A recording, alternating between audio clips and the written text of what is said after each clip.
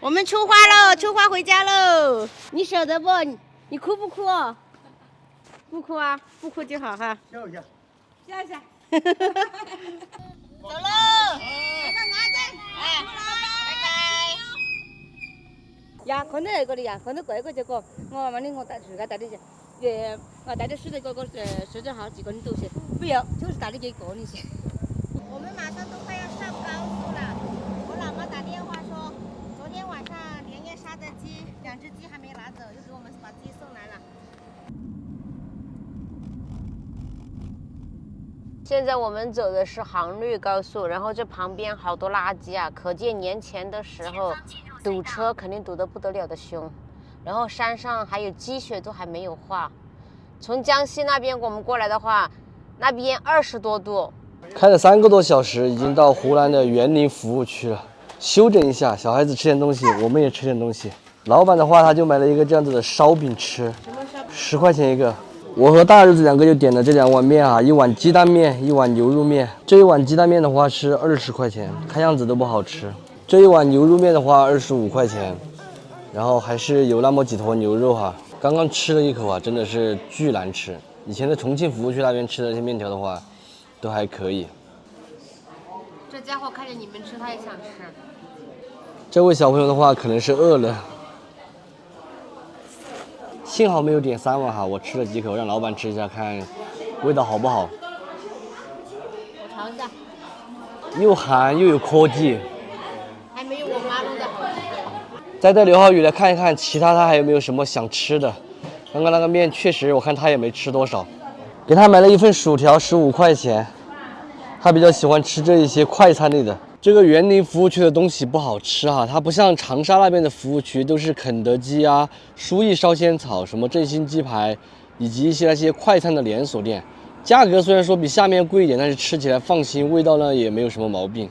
这里的都不好吃。现在是钱也花了，然后我们继续饿着肚皮上路了。本来想泡一桶酸辣粉的，就连开水都没有开，只有70、80度。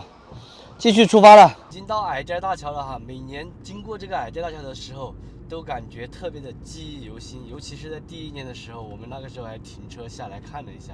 现在的话是不能停车了。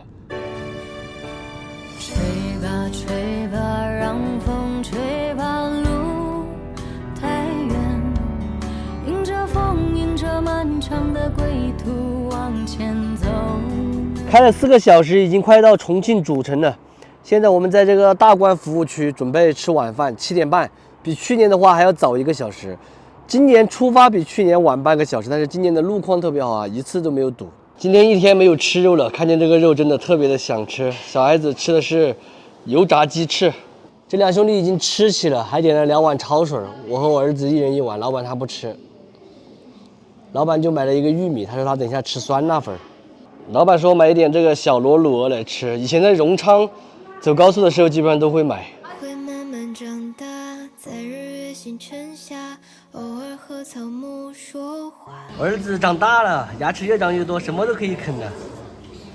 老板你怎么不点？是舍不得吗？还是怎么回事？没有啊，那个还带了那个酸辣粉都还没吃，带过去带过来，你就想到外面来吃。外面的好吃一点，那酸辣粉那些方便食品真的是不想吃了。我觉得很好吃啊，因为今天吃了1天的那些方便食品了，吃点肉舒服点。刘浩宇还没吃过瘾，我又去给他炸了一份这个鸡柳，这一份的话是15块钱，我吃了1块，味道还很好吃。已经到重庆的巴兰收费站了，马上就出去走内环。如果是白天的话，我们就会走那个绕城，晚上就走内环。10点50分到家了，折腾了1天真的是太累了，开始穿衣服回去洗澡。车上面今天一天特别的热。